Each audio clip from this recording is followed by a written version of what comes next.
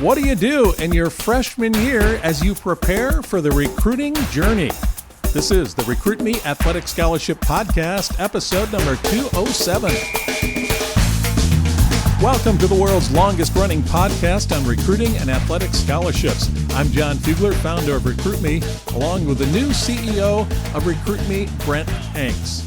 As athletic scholarship coaches, we want to help you as a family succeed in the recruiting world and get a scholarship for your student athlete. We're each dads of D1 athletes ourselves, and we have a wealth of experience to share. This 15-minute podcast will change your scholarship future. You can find every episode on your favorite podcast app or on our website at recruitme.com.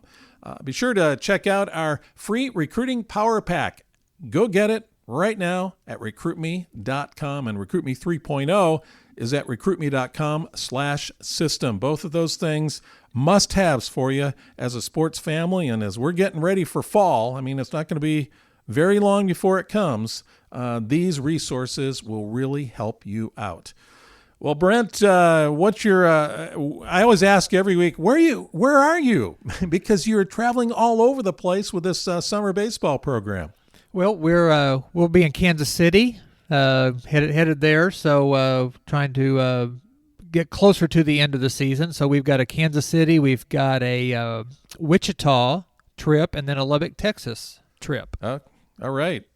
So you have a good time. You're going to some warm places. Yes, I imagine they will be warm. Yeah. So, and I'm here at home. I got back from a vacation just recently and brought an injury back with me. You went and watched, and you were watching baseball. I didn't watch any baseball, and I threw my back out. My sciatica is killing me, and I'm going to go see a neurologist. So that's what happens when you get done competing. You get hurt all the time. Yeah, I wake up feeling good, or I go to bed feeling good and wake up hurt sometimes. So. Oh, man. Oh, so here we are. We're going to do it for you this week, though. And I love the series that we're starting out with. We're looking at the 4 years of high school and what you do in each of those years. That's probably one of the most common questions that I've received is, what do we do now? My son is a freshman. What are we supposed to do? Or my son's a junior. What advice can you give me? And we're going to run through the freshman year here this time. And Brent, you've advised a number of families over the last year or two who are at different stages in the process and different years in the process. You must get this question as well, and you're trying to answer to them custom as to where they're at. Yeah, and we went through this too. So, when our kids are freshmen, we're thinking we've got to go to all these showcases and camps and, big tournaments so we can get exposure. And so the question of when does recruiting start is probably the number one question that we get when we're talking about recruiting. Yeah, and I'll tell you, this whole thing can cost you a lot of money. I mean, these trips are just, you can't go everywhere, but you got to go somewhere, and you got to count the dollars too. No, and it's frustrating to have in your mind that you're going to go to, we talk where my sons have gone or are going this summer, and, to spend money to go to Louisville expecting for a bunch of coaches to be in the stands, and they're not. So, and that kind of gets us to the point of when does recruiting actually start? And it does start your freshman year, but it probably doesn't start in the way that most student athletes or families thinks it starts. Mm-hmm. Well, give us a brief on that. We've got a lot of families that are just tuning in to the podcast, maybe for their first week or first month that they've been listening. They're getting ready. Their kids going into freshman year. What's some of the advice that you can give? Well, and I hate to be negative, but unless you're LeBron's son, example, you're probably not getting recruited your freshman year. Both of my boys were maybe 5'10" and weighed about $130 their freshman year. They're not really the physical specimen that most college coaches are probably looking for their freshman year. So your freshman year is used to get better. When you're playing sports, you have to think, I'm going to go to Louisville, or I'm going to go, all over the place and travel to play good competition and to get better, not really to get recruited your freshman year. Now, when you went through this, say freshman year with your kids, and you talk about getting better, what are some of the things that you did for them or they did for themselves in order to improve as athletes? Well, we went ahead and just worked on our team skills and then our individual skills. I'm going to say that we didn't do a real good job on working on our strength, but as we get into this, the athlete's strength in just about any sport is very, very important. So as a freshman, you're developing, working on your strength, working on your eating habits, because at that age, a lot of kids can't gain weight. They're so active, and their metabolism is going so high. So it might be worth starting to talk about nutrition a little bit and start working on their individual strength and their individual skills. So we did some of those things and we didn't do some of those things. We didn't really talk about playing college baseball in our family really until the sophomore year. But this isn't a bad time just to say, hey, do you want to play? Do you think you like this well enough to play? And that's really all that has to be. It's not anything that you have to sign a contract and say, hey, yes, I'm going to make you play. It's just, hey, do you have any interest in playing some college baseball or college sports? I talk about baseball a lot, but it's college sports.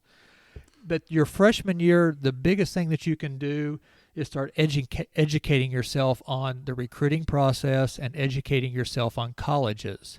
Because you think that you've got a lot of time, and you've always said that this is a long race, and it is. But when you get 3/4 of the way through that race, all of a sudden things start speeding up. So your junior and senior year, things go pretty darn fast.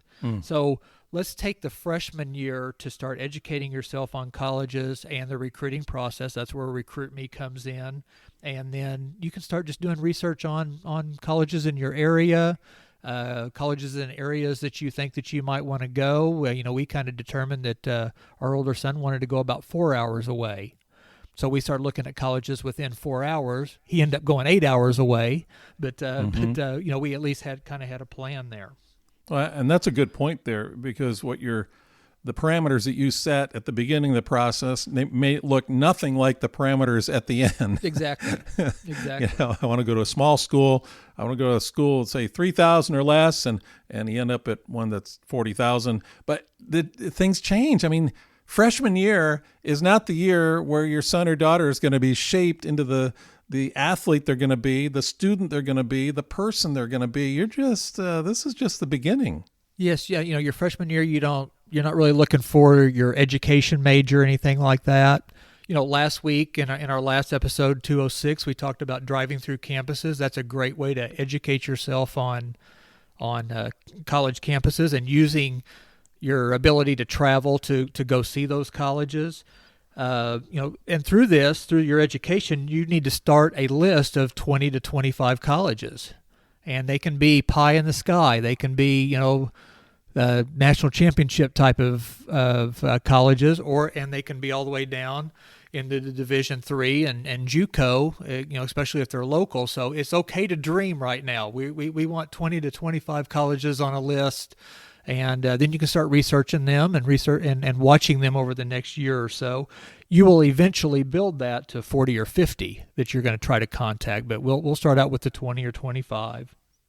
And also talk a little bit about the core courses that you need to pay attention to the academic side as well. Yeah, this is a good time to get a relationship with your high school counselor as you're coming into high school, and sit down and say, hey, I may be interested in playing college athletics.